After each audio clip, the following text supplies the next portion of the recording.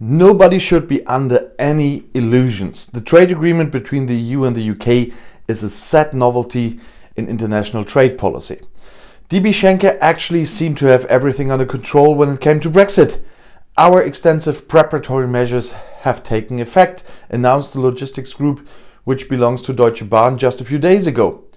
Although the British left the EU's internal market and customs union at the beginning of January, trade in goods with Great Britain continues to run smoothly, kind of. But DB Schenker had obviously made the bill without its customers, many of whom are not yet familiar with the new customs formalities. The logistician had to pull the emergency brake on Wednesday. DB Schenker announced that no orders for deliveries from the EU to Great Britain would be accepted until further notice, because only 10% of customers can currently present the necessary customs documents for their freight. This in turn leads to a huge additional bureaucratic effort that the transport companies currently unable to cope with. And you might be thinking, he talked about DB Schenker before. So why is he doing that again? Because that is just one symptom for what's going on at the moment. And I just want to remind you of that one. But that's not the only thing. Fishermen are the first to suffer. But wait a minute. Didn't the EU and the UK agree a trade agreement shortly before Christmas and thus just in time for the turn of the year that avoids tariffs?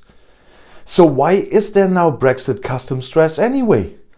In short, the answer is that the absence of tariffs does not mean that there are no customs formalities. Since the British left the EU customs union on January 1st, the origin of goods must be documented in detail when trading goods across the English Channel. This is currently the problem in many cases. DB Schenker's needs are just one example of many barriers to trade that Brexit will create despite the agreement. Obviously, it was extremely important that the reintroduction of tariffs in Euro-British trade can be avoided and were avoided. But trade economists calculate that tariffs only make up about half of the barriers to trade.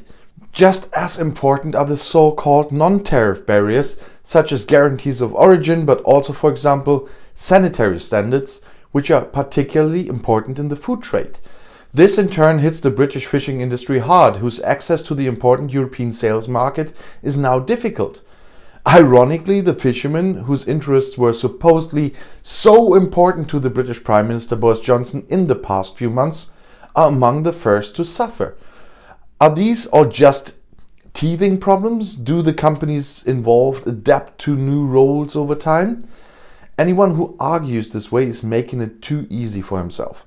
Of course, exporters and importers will come to terms with each other, but the costs of the international division of labor will remain permanently higher than before. This will lead to a lasting loss of property.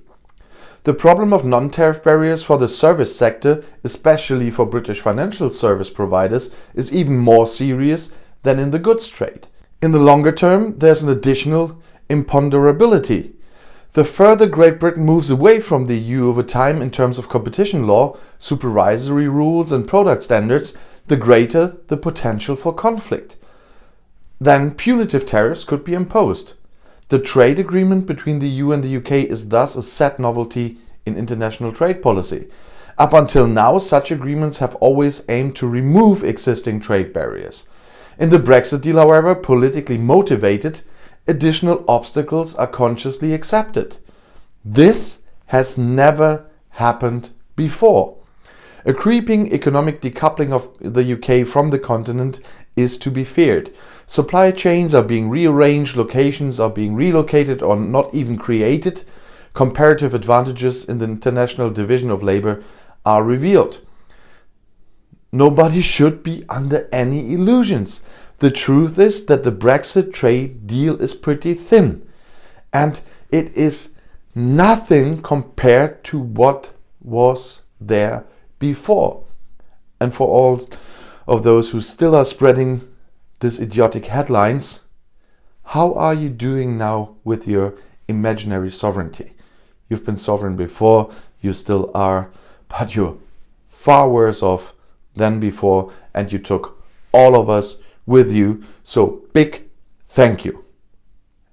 And if you want to stay informed, please subscribe to my channel and my other channels. I'll see you in my next video. Auf Wiedersehen.